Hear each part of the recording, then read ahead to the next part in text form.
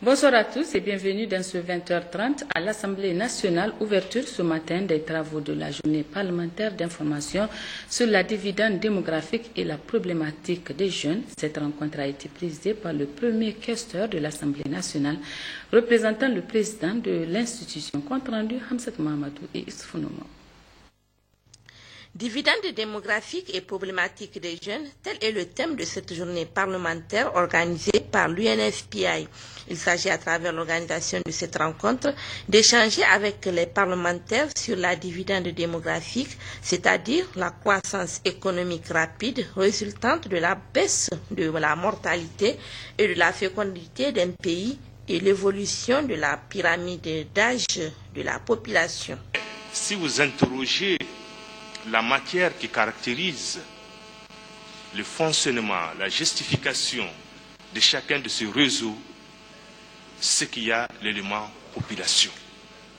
Et vous savez, depuis 2011, le monde atteint la barre de 7 milliards d'habitants. Pendant la même période, les adolescentes étaient déjà à plus de 1 milliard et quelques, parce qu'on parlait de 2010. Les chiffres continuent leur progression. Les ressources continuent également leur évolution. Évolution pour évolution, est-elle la résultante d'une équation qu'il faut définir?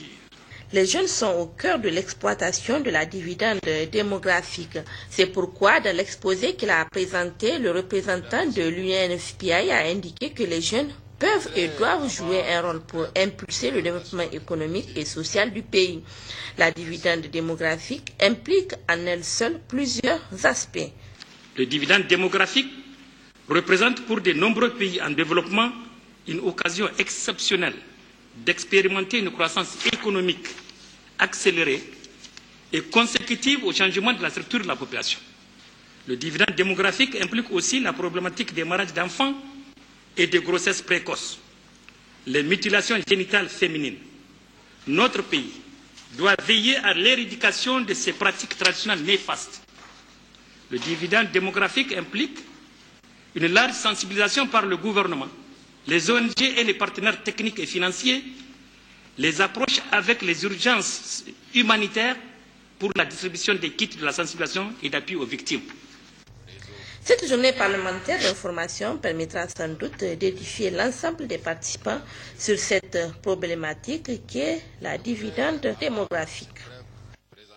Audience cet après-midi au cabinet du Premier ministre chef du gouvernement. Brigitte Raffini a reçu le président de la société minière OURT, une société minière qui est au Niger il y a de cela 40 ans. Masaki Kono est allé remercier le Premier ministre pour sa nomination au titre de consul honoraire de la République du Niger à Tokyo.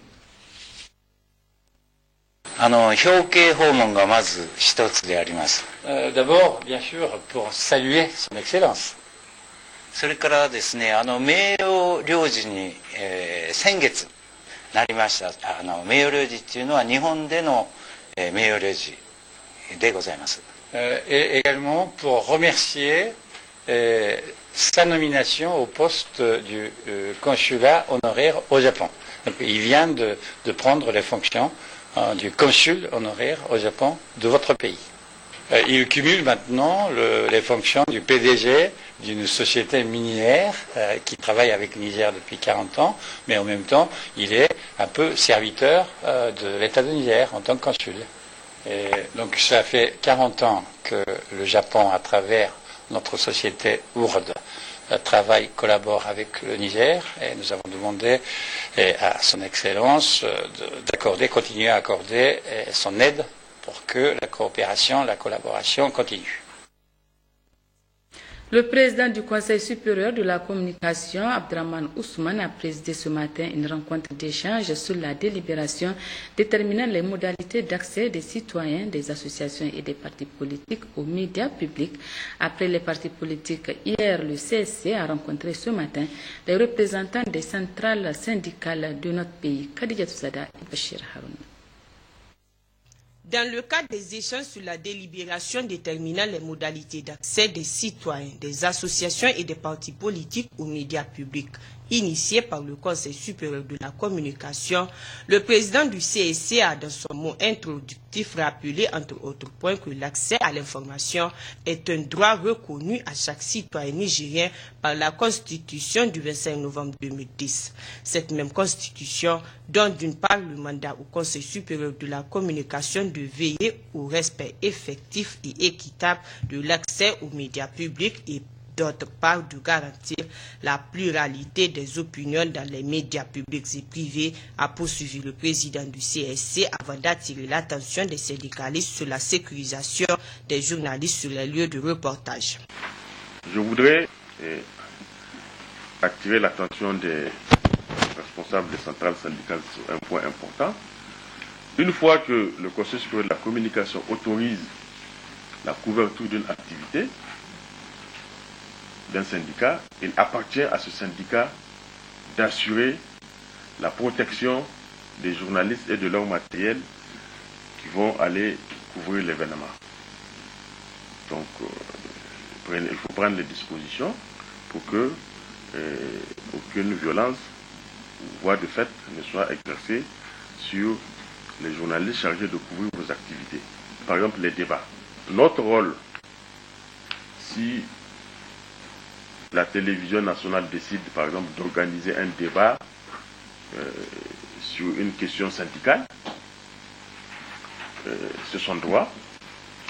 Maintenant, notre rôle au niveau du Conseil supérieur de la communication, c'est de veiller au respect de l'expression pluraliste des courants d'opinion par les différentes centrales syndicales. Je prends un exemple. Aujourd'hui, les élections professionnelles, c'est un sujet qui concerne toutes les centrales syndicales. Donc si Télé Sahel ou la Voix du Sahel veut organiser un débat sur les élections professionnelles, ils peuvent le faire le plus librement du monde, mais ils doivent veiller à ce que le point de vue de toutes les centrales syndicales soit exprimé. Et le CSC veille à cela. Il ne faut pas organiser un débat avec une ou deux centrales qui ont les mêmes points de vue sur la question.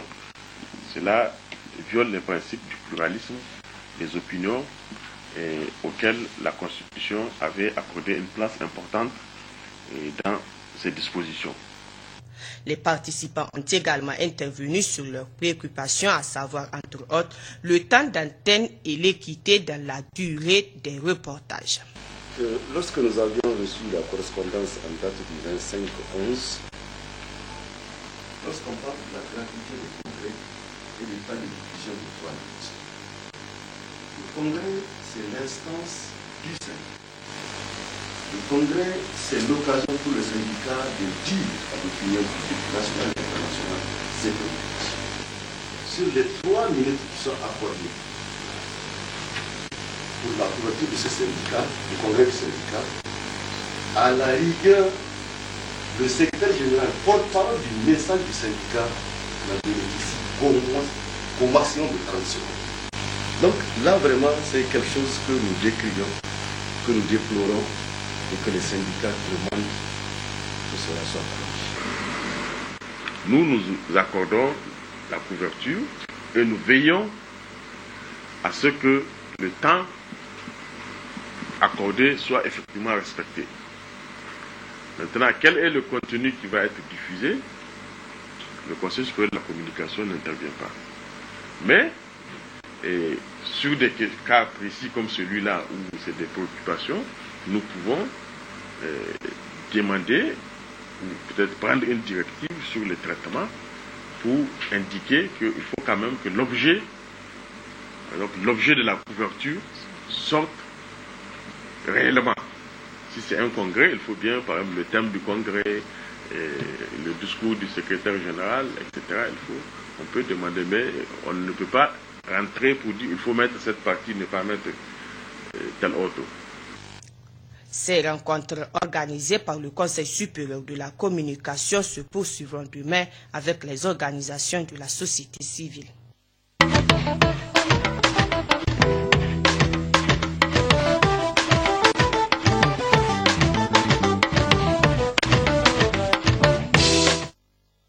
Oui, à la cité des Germacois, le ministre d'État à la présidence de la République Albade Abouba, président du comité interministériel des préparatifs de la fête tournante du 18 décembre, édition 2014, vient d'entamer une série de visites de 72 heures sur l'ensemble des chantiers de construction et de réhabilitation des ouvrages devant abriter la dite fête. Il est accompagné du ministre de la Formation professionnelle et du gouverneur de la région de Dosso. Compte rendu Issa Saleh et Habib Bakou. Plusieurs chantiers de construction et de réhabilitation des infrastructures physiques devant abriter la fête tournante du 18 décembre, édition 2014 à Dosso, ont déjà reçu la visite du ministre d'État à la présidence de la République, M. Albade Abouba, président du comité interministériel des préparatifs d'organisation de la dite fête, très mémorable pour l'ensemble des Nigériens en général et pour les populations de la région de Dosso en particulier. Le portique portant l'expression « Bienvenue dans la région de Dosso » implanté dans le village de Koto, commune rurale de Fakara, département de Boboy, à une soixantaine de kilomètres de la ville de Dosso, où le gouverneur Abdoulaye Issa a accueilli la délégation ministérielle, a constitué la première étape de la série des visites de 72 heures du ministre d'État à la présidence de la République, M. Albade Abouba, sur les chantiers de construction et de réhabilitation des ouvrages devant abriter cette importante fête de portée nationale. Puis il s'est rendu à la cité du 18 décembre, où les travaux sont dans leur majorité en finition et dans la logique des règles de l'art. Le ministre d'État, Albade Abouba, a effectué aussi une escale pour encourager les 185 jeunes du service national de participation de Niamey venus appuyer Dosso dans le cadre de la salubrité publique. Ensuite, le président du comité interministériel des préparatifs d'organisation de ce grand événement de Sosoga s'est rendu successivement à l'arène du stade Omnisport, au chantier de la garde nationale du Niger, sur la piste de l'aérodrome où ils se sont entretenus avec le chef d'état-major des armées, le général de division Sénigaba, mission dans la région de Dosso. Puis il s'est rendu à la tribune officielle Plan A, qui posait avant une inquiétude, devenue aujourd'hui un espoir, à la maison des jeunes Garbaloga, où les travaux sont à la grande satisfaction de la délégation ministérielle, à la case de passage présidentielle aussi, même réaction, et à la résidence du gouverneur. Dans l'ensemble, les travaux sont presque en finition. Partout où il est allé, le ministre d'État Albade Abouba rappelle aux entrepreneurs, pas de temps à perdre, jour J, moins 15 au maximum, d'où nous n'avons pas droit au repos. De jour comme de nuit, nous devons travailler pour rendre honneur à tous les Nigériens et aux invités qui effectueront les déplacements de Dosso pour cette fête de l'anniversaire de la proclamation de la République du Niger à Dosso. Dosso, toujours en termes de renforcement des capacités des édifices publics et logements, le programme de la Renaissance du président de la République, chef de l'État Issoufou Mamadou, a réservé une place du choix pour les forces de défense et de sécurité de la région. Compte rendu Ali Hachim et Mor Abdou.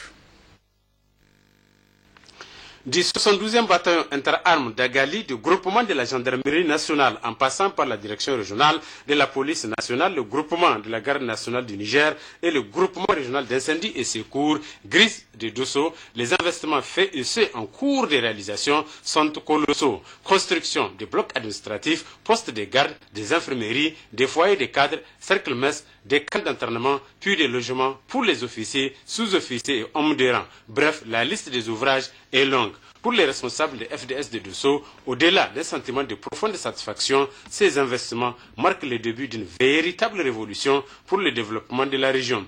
À ces propos, écoutons la réaction du commandant du groupement régional Incendie et Secours de Dosso, le capitaine Iliassou Brema, sur les réalisations faites au profit des éléments des sapeurs-pompiers de Dosso. Au total, nous disposons de 12 logements construits au titre du personnel officier, sous-officier et militaire de rang. En plus de cela, nous disposons d'un bâtiment administratif, d'un foyer, d'un poste de police. Tout cela fait partie des normes dont doit disposer une caserne qui se veut représentatif et digne du nom.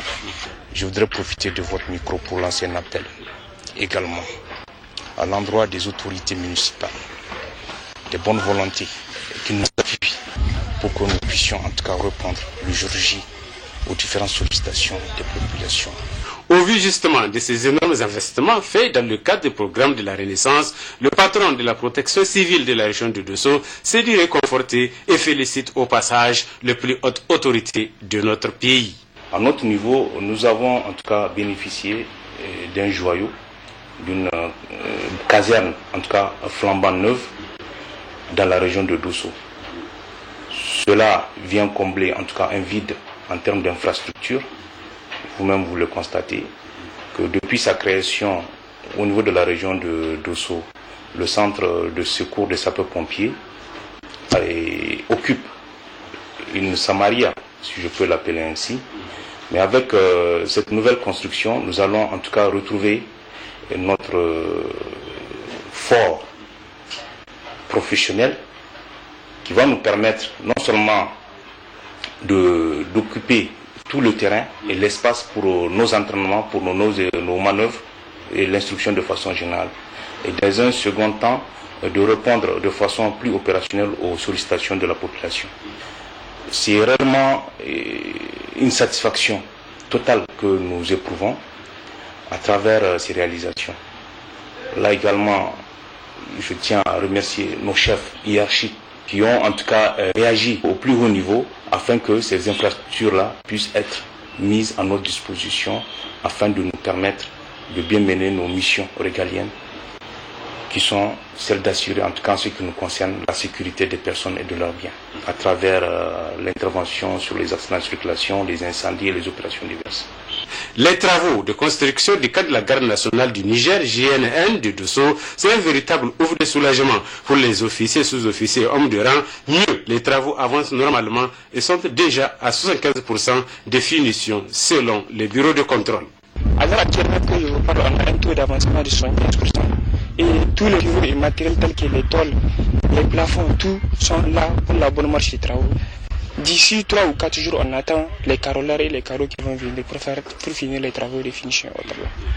Ces travaux au niveau des services de FDS de Dosso, une fois totalement terminés, seront de grands réconforts et d'un appui constant pour la bonne marche des activités afin de mieux assurer la sécurité des personnes et de leurs biens dans la région de Dosso et au-delà dans tous les pays.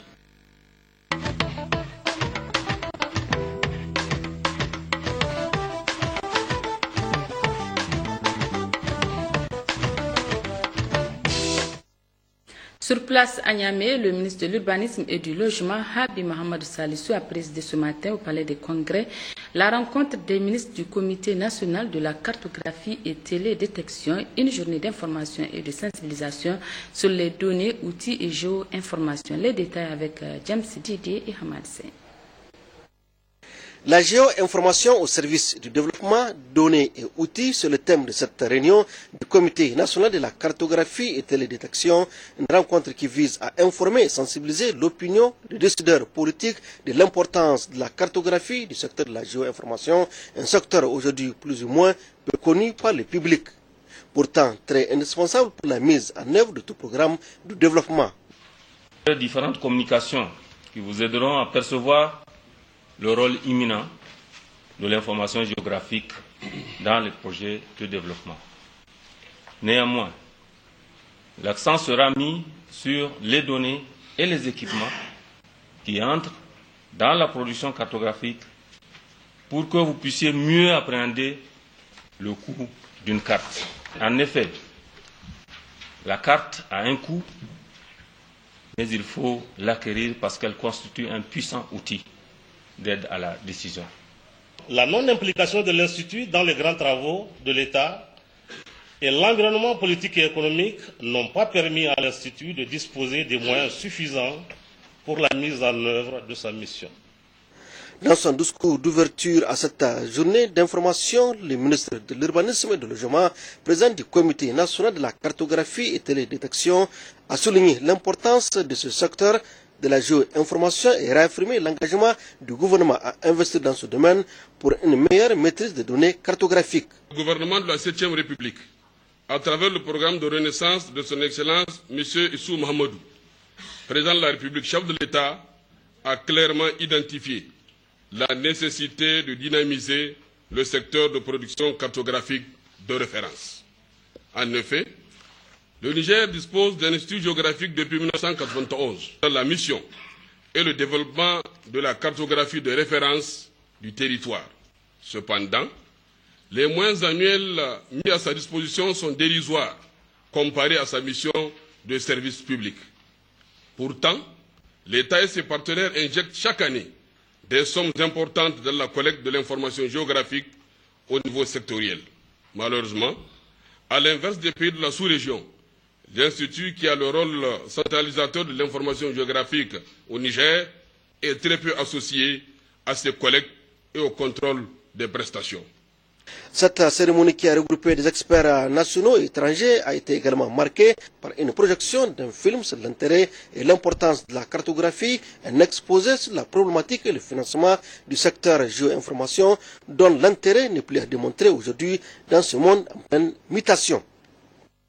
Pour sa part, le ministre de l'Équipement a effectué cet après-midi une visite sur le chantier de la voirie urbaine de Niamey. Objectif constaté de visu l'avancement des travaux. Le résumé de Amsat Mohamedou et Hamad Seng.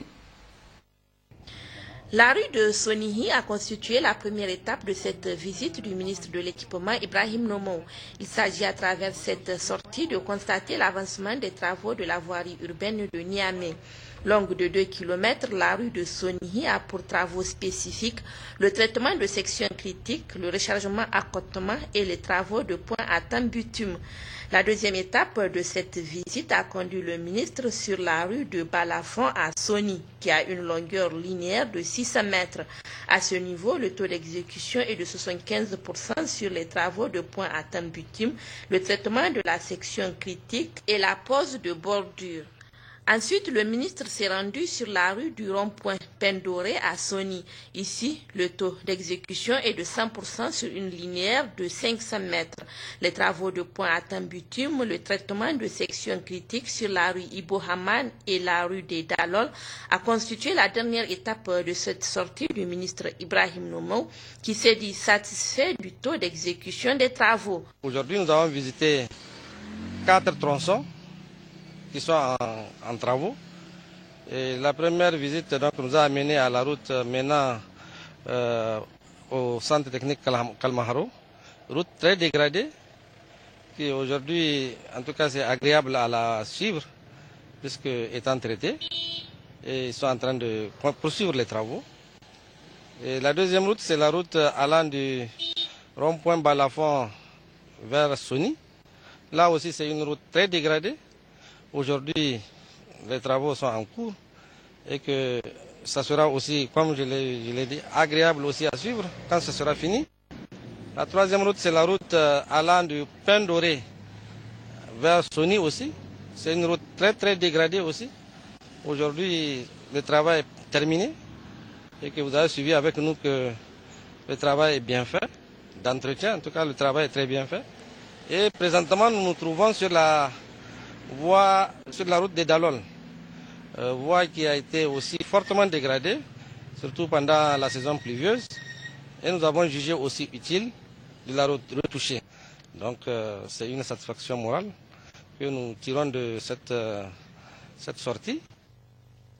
Nonobstant les 110 km de voirie urbaine à réaliser dans le cadre de Niamey-Niala, l'entretien des voies existantes permettra de sauvegarder les routes et d'embellir davantage la ville de Niamey. Poursuivant sa mission de travail à l'intérieur du pays, le ministre des Transports est arrivé hier après-midi à Maradi. Saleh Seydou accompagne plusieurs cadres techniques de son département ministériel et le gouverneur de Maradi, Abdou Maman, a effectué ce matin plusieurs visites dans la commune urbaine de Maradi. Compte rendu Maman Omarou et Kassoum Moutari. Il faut souligner que cette mission du ministre des Transports, Saleh Seydou, à l'intérieur du pays, s'inscrit dans le cadre d'un programme de rencontres et de travail qu'il a initié en vue d'échanger avec le personnel technique de son département ministériel sur le terrain. Occasion également saisie par la mission ministérielle de s'enquérir de leurs conditions de vie et de travail et de l'état de l'infrastructure, notamment le port sec de Dosso, les directions régionales de transport et les directions régionales de la météorologie, entre autres. Nous avons donné des instructions pour que la direction ne soit plus une direction de permis de conduire, une direction de carte grise ou bien une direction de visite technique. Nous avons donné des instructions à l'image effectivement des attributions du ministère des Transports que cette direction s'occupe aussi des 4 volets. Le volet aviation civile, le volet transport maritime, le volet transport fluvial et le volet transport routier et de la circulation routière. La direction de la météorologie. Et de la même manière que nous avons dit au niveau de la direction de transport terrestre, il faut que les gens changent de mentalité. Il faut que les gens créent. Il faut que les gens innovent. Il faut que les gens continuent aussi à réfléchir. Parce qu'il ne s'agit pas tout simplement à chaque moment de prendre uniquement les températures. Non. Dans le programme du président de la République, il est dit que chaque village a un pluviomètre. Et donc, nous avons donné instruction et nous allons effectivement donner tous les moyens pour que chaque village du Niger agricole, soit doté au moins d'un pluviomètre. À Maradi, le ministre des Transports, Saleh Seydou, qu'accompagne le gouverneur de la région Abdou Maman, la secrétaire générale adjointe du ministère, le maire central de la ville Ayoub Moussa et les 4 techniques centraux et régionaux, a mis à profit son séjour pour visiter l'aérodrome de Maradi où les travaux de sa réhabilitation vont démarrer incessamment. Toujours au niveau de l'aérodrome de Maradi, le ministre Saleh Seydou s'est intéressé aux travaux de construction de murs de clôture de l'aérodrome exécutés par l'entreprise Issa Youssouf pour un montant global de plus de 500 millions de francs CFA. Des travaux qui avancent normalement, très appréciés par le ministre. Cette piste, elle va être complètement reprise d'ici peu, parce que nous avons fait déjà l'étude environnementale et nous avons fait l'appel d'offres, nous avons fait les déploiements et nous avons déjà fait l'adjudication. Il reste quelques petits réglages au niveau du prix et je pense que dans quelques jours, la piste va être reprise complètement pour que ça soit une piste moderne et une piste effectivement durable. J'avoue que nous sommes très satisfaits. Il est à noter que pour un bon suivi d'exécution et de contrôle des travaux, un comité a été mis en place ce matin par le ministre des Transports avant de rendre une visite de courtoisie au sultan du Gobir, l'honorable Abdou Bala Marafa, avec qui ils ont échangé sur plusieurs questions d'intérêt national.